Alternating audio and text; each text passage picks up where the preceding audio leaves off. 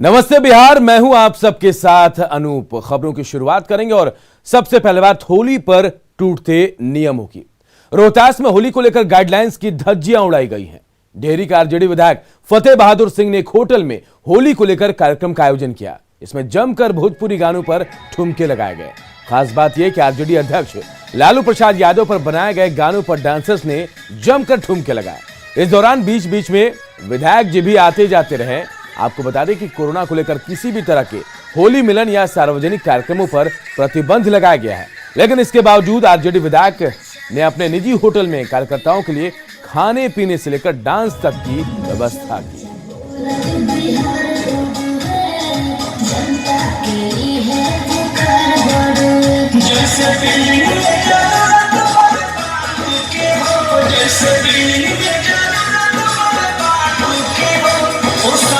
ऐसे कार्यक्रम के आयोजन के बाद अब कई सवाल उठ रहे हैं। सवाल व्यवस्थाओं को लेकर भी, और सवाल है कि आरजेडी विधायक ने कोरोना गाइडलाइंस का पालन आखिर क्यों नहीं किया,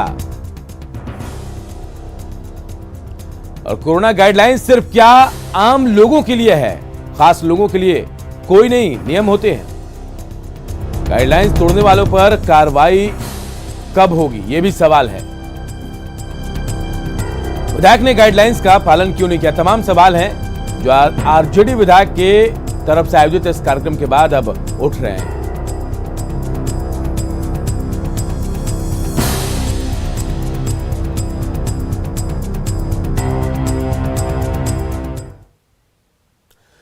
मधुबनी में झंझारपुर अनुमंडल के भैरव स्थान थाना में एक ट्रक पलट गया। ट्रक पर अंगूर लदा था और गनीमत रही कि इतने गहरे गड्ढे में ट्रक के पलटने के बाद भी ट्रक का ड्राइवर और क्लीनर जो है बाल बच गए, लेकिन ट्रक पर लदा अंगूर कीचड़ में बिखर कर बर्बाद हो गया। कुछ लोगों ने ट्रक के चालक और खलासी को निकाला, लेकिन इस मौके पर कई लोग अंगूर लूटने में भी लग रहे हैं। कई लोग अंगूर का पैकेट लेकर भागते दिखाई दिए। अंगूर लदा यह ट्रक महाराष्ट्र के नासिक से पश्चिम बंगाल के मालदा जा रहा था और इसी दौरान भैरव स्थान थाना इलाके में NH57 पर समिया ढाला के पास ट्रक का टायर ब्लास्ट हो गया। ट्रक बेकाबू होकर सड़क किनारे गड्ढे में पलट गई।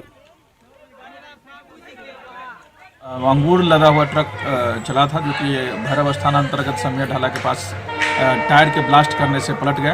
अब उनका सारा सामान भी बिल्कुल सुरक्षित है और जो उनके ड्राइवर और मालिक हैं वो वेट कर रहे हैं और क्रेन वगैरह ला करके उसको उठाने की प्रक्रिया चल रही है। इधर सीतामढ़ी पहुंचे एक युवती ने स्थानीय युवक पर यौन शोषण का आरोप लगाया है। दरअसल युवती कोलकाता की रहने वाली है और काठमांडू में एक प्राइवेट कंपनी में नौकरी करती थी, जहां सीतामढ़ी के पुपरे निवासी राकेश दास से दोस्ती हो गई। राकेश ने शादी का वादा किया, लेकिन अब शादी से इनकार कर रहा है। एसपी और महिला हेल्पलाइन पहुंचकर युवती ने अपनी कहानी बताई, न्याय की गुहार लगाई है।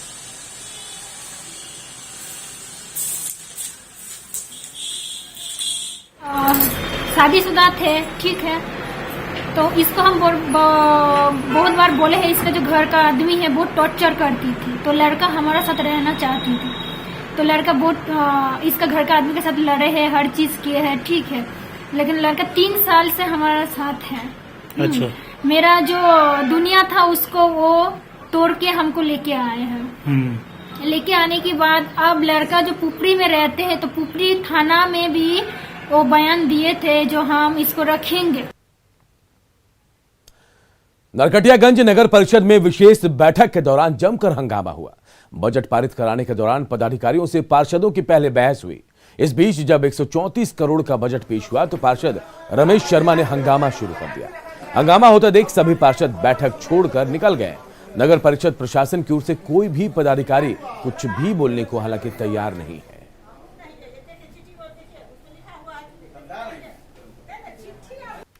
हमारे सारे वार्ड पार्षद नगर परिषद कार्यशैली पर उन लोगों का क्षोभ है। हम लोग आज बजट का बहिष्कार किए हैं और मेरे द्वारा बजट को फाड़ दिया गया। बिहार विधानसभा में हुए हंगामे के बाद अब कार्रवाई की तैयारी है। हंगामा और तोड़फोड़ करने वाले पर विधानसभा अध्यक्ष सख्त हैं। ये मामला अब आचार समिति तक पहुंच गया और इस घटना के साक्ष्य जुटाए जा रहे हैं।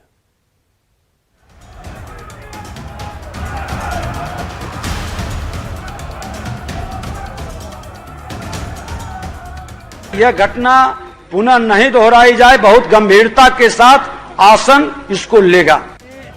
23 मार्च 2021 को बिहार विधानसभा में जो कुछ हुआ उसे पूरे देश ने देखा। सदन की गरिमा तार तार हुई, सारी मर्यादाएं टूट गई। दोबारा ऐसी घटना न घटे, इसके लिए स्पीकर ने मामले को आचार समिति को सौंप दिया है। आचार समिति के सभापति राम नारायण मंडल का कहना है कि हर एक पहलू की जांच की जाएगी, जो भी दोषी पाए गए उन पर कार्रवाई होगी। लेकिन ये कहने मुझे जरा भी हिचक नहीं है कि जो उस दिन विधानसभा में हुई वो घोर निंदनीय है। बिहार विधानसभा की आचार समिति में जेडीयू बीजेपी के 2 और आरजेडी का 1 सदस्य है। समिति के सदस्य ज्ञानेंद्र सिंह ज्ञानू ने कहा है कि भले ही समिति में सत्ता पक्ष के सदस्य ज्यादा हों, लेकिन कार्रवाई निष्पक्ष तरीके से ही होगी।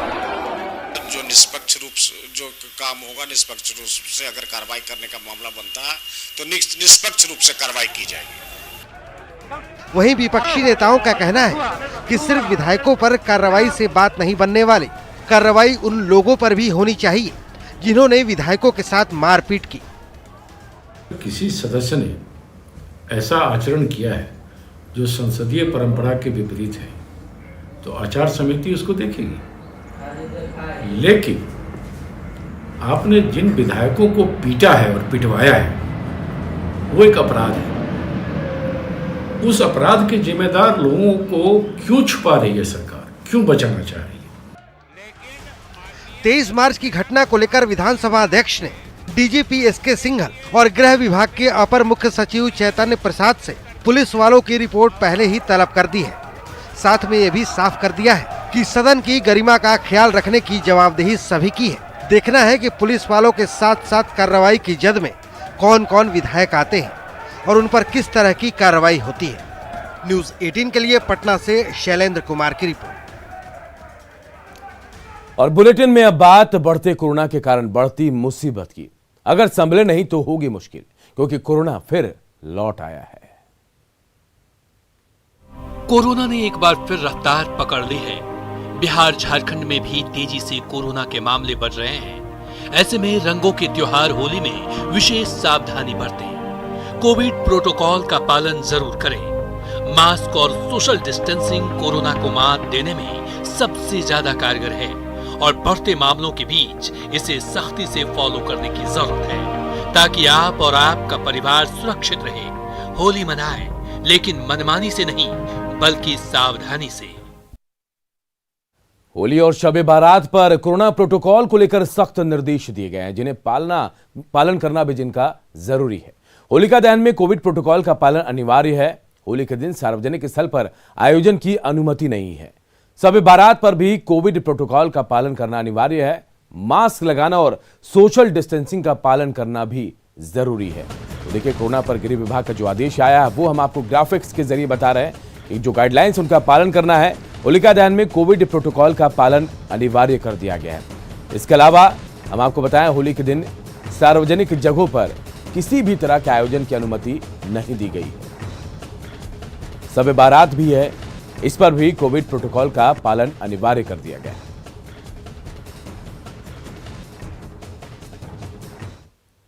पूरे देश की तरह बिहार में भी कोरोना का संक्रमण तेजी से फैल रहा है। इसको देखते हुए सतर्क रहने के निर्देश दिए गए, लेकिन जमीनी हकीकत क्या है आप खुद देख लीजिए।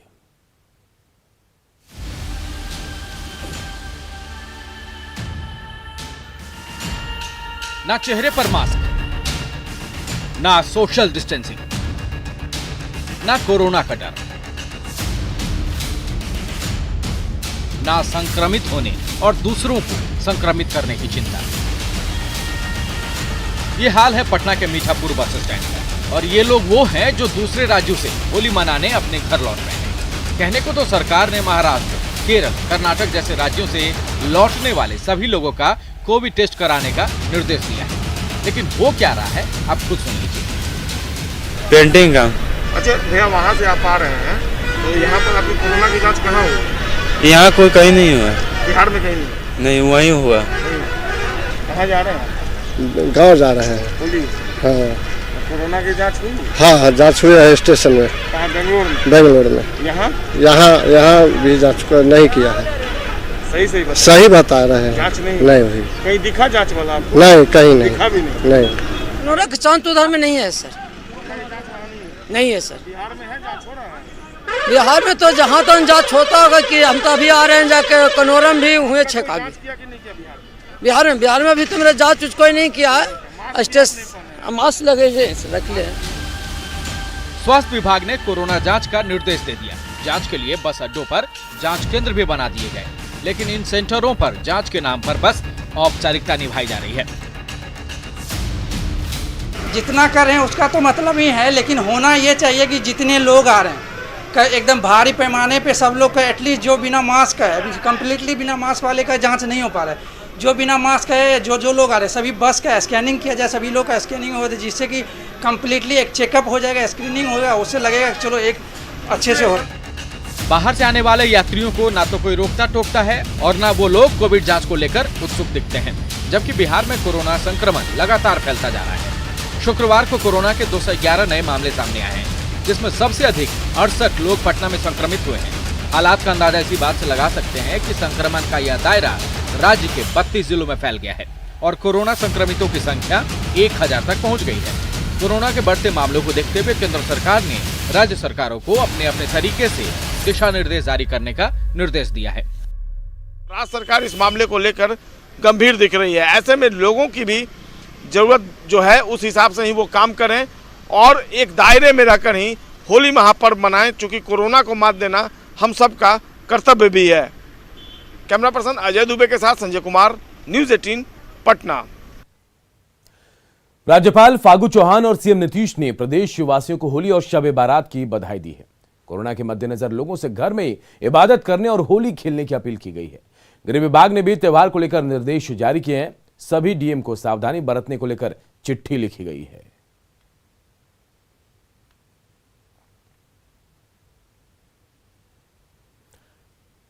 होली के पहले शराब माफिया के खिलाफ पुलिस और उत्पाद विभाग ने कार्रवाई तेज कर दी है। एक दिन के अंदर 5 शहरों से हजारों लीटर शराब पकड़ी गई है।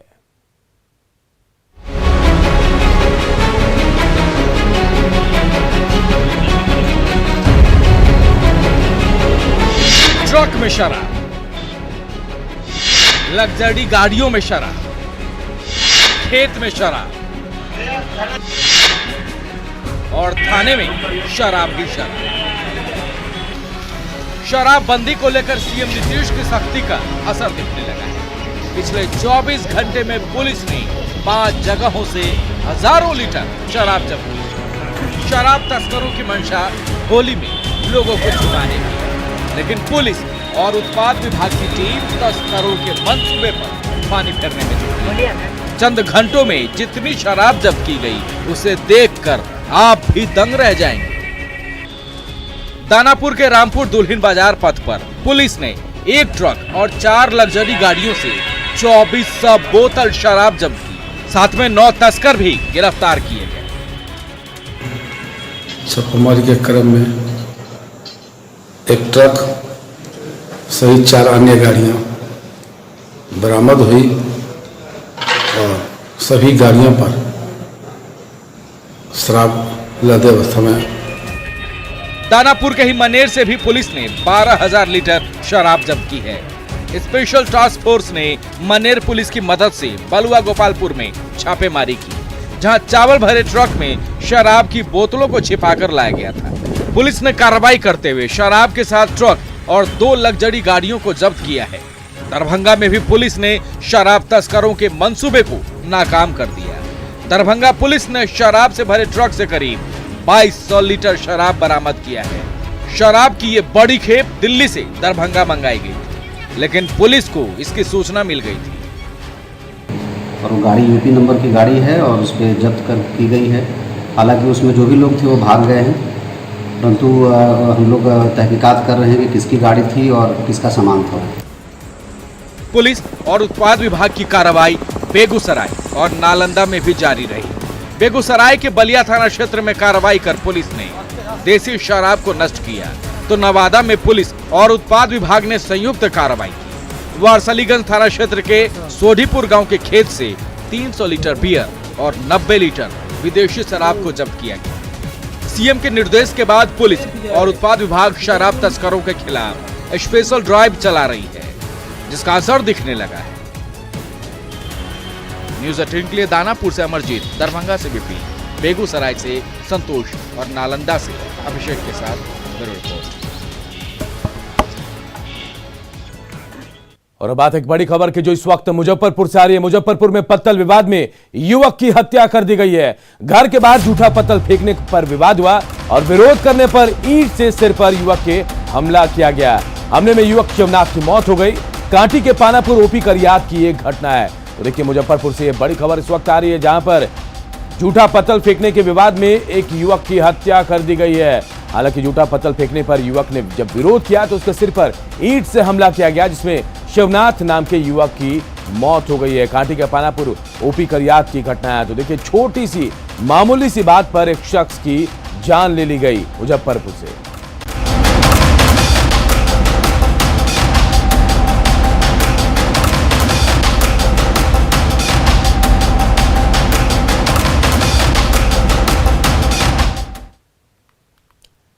कहते हैं हर चमकने वाली चीज सोना नहीं होती। बात अगर खाने पीने की चीजों की हो तो यह बात 100% सही साबित होती है।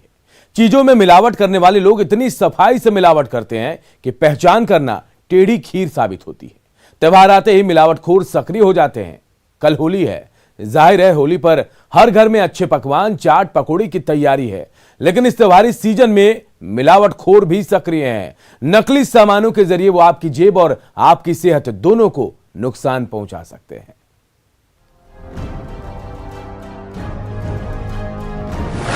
होली पर मिलावट का महाजाल।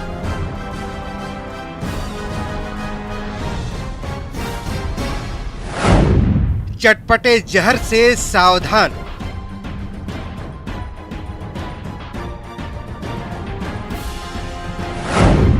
बोतल बंद नकली सामान से बच के।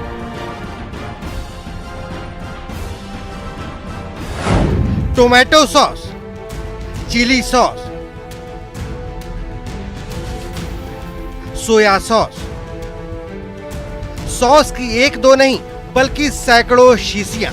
रंग बिरंगी सॉस की इन बोतलों को देखकर आपके मुंह में पानी आ रहा होगा, लेकिन ये जानकर आप हैरान हो जाएंगे कि ये सॉस असली नहीं बल्कि नकली है। इन बोतलों में सॉस नहीं बल्कि आपकी सांसों को रोकने वाला जहर है।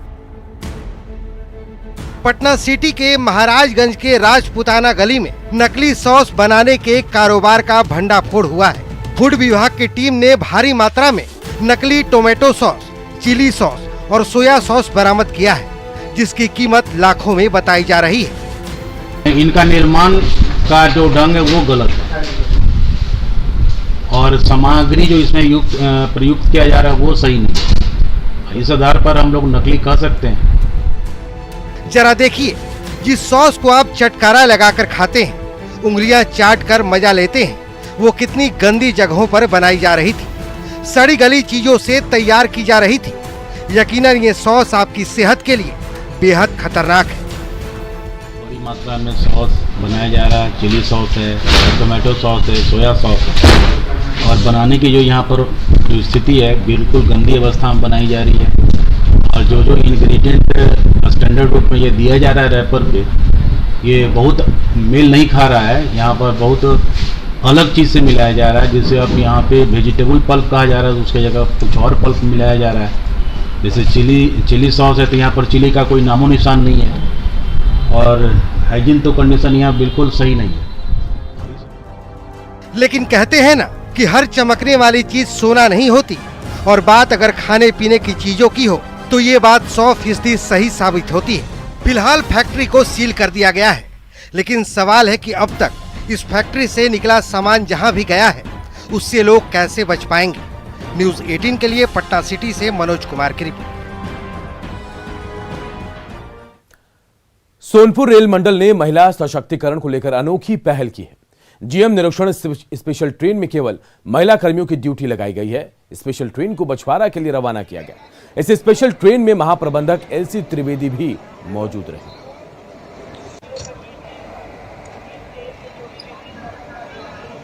इसी को बढ़ावा देने के लिए, वुमेन का एम्पावरमेंट करने के लिए, और एक संदेश है कि ये दिखाने का कि महिलाएं किसी भी क्षेत्र में पुरुषों से पीछे नहीं है।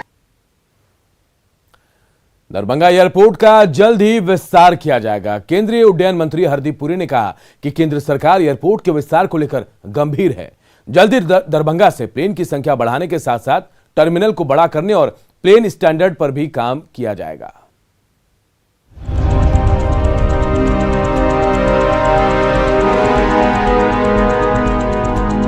दरभंगा एयरपोर्ट विकास की नई इबारत लिख रहा है। 8 नवंबर 2020 को यहां से हवाई सेवा शुरू हुई और कम समय में ही इस एयरपोर्ट से 1 लाख के ऊपर यात्री यात्रा कर चुके हैं। उड़ान योजना के तहत शुरू हुआ दरभंगा एयरपोर्ट सहरसा, मुजफ्फरपुर, सीतामढ़ी, मोतिहारी समेत 17 जिलों के लोगों के लिए किसी वरदान से कम नहीं है। पटना जाना पड़ता था तो कभी कभी जाम में फंस जाते थे, बहुत समय लगता था, एक पूरा दिन निकल जाता था। अब है कि हम लोग 1 घंटे 2 घंटे में बस प्लान करके आ सकते हैं। एक लगता है कि हाँ, घर के बगल में ही आ रहे हैं, जा रहे हैं, तो बहुत हेल्पफुल है लोगों के लिए। यात्रियों के बढ़ रहे दबाव की वजह से अब जल्द ही दरभंगा एयरपोर्ट का विस्तार होगा। केंद्रीय उड्डयन मंत्री हरदीप सिंह पुरी भी दरभंगा एयरपोर्ट के विस्तार को लेकर गंभीर है और प्लेन की संख्या बढ़ाने के साथ साथ टर्मिनल को बड़ा करने और प्लेन स्टैंड को बढ़ाने का काम शुरू किया जाएगा। जब हमें ये बताया गया कि 3 फ्लाइट्स होंगी रोज, Delhi, Bengaluru and 1 more place शुरू होगी, तो मुझे थोड़ा सा चिंता थी कि जो एयरलाइन इसको आगे ला रहा है, और बाद में मुझे पता लगा उन्होंने वायबिलिटी गैप फंडिंग भी नहीं ली, तो मुझे लगा ऐसा कि शायद ये ओवर एस्टिमेट कर रहे हैं। पर कुछ ही देर में बिल्कुल ये स्पष्ट हो गया कि ये 3 नहीं, तो हमें तो और फ्लाइट्स ऐड करनी गई। अब अहमदाबाद के साथ भी लिंकेज हो गया। मिथिला के गौरव दरभंगा एयरपोर्ट का नाम महाकवि विद्यापति के नाम पर रखा जाएगा। बिहार विधानसभा से इसका प्रस्ताव पारित कर केंद्र सरकार भेजा गया है और इसके लिए दरभंगा से बीजेपी सांसद गोपाल जी ठाकुर ने मुख्यमंत्री नीतीश कुमार और उप मुख्यमंत्री तारकिशोर प्रसाद को 8 करोड़ मिथिला वासियों की तरफ से आभार जताया है। श्री नीतीश कुमार जी से कई बार पत्र के माध्यम से भी मांग कर चुके हैं और आज खुशी की बात है जो इस एयरपोर्ट का नाम कवि कोकिल विद्यापति के लिए बिहार विधानसभा से संकल्प पारित किए जाने पर माननीय मुख्यमंत्री श्री नीतीश कुमार जी, माननीय उप मुख्यमंत्री श्री तारकिशोर प्रसाद जी, माननीय उप मुख्यमंत्री श्रीमती रेणु देवी जी एवं संसदीय कार्य मंत्री श्रीमान विजय चौधरी जी को 8 करोड़ मिथिला वासियों के तरफ से हार्दिक बधाई, अभिनंदन। Bureau report, news 18।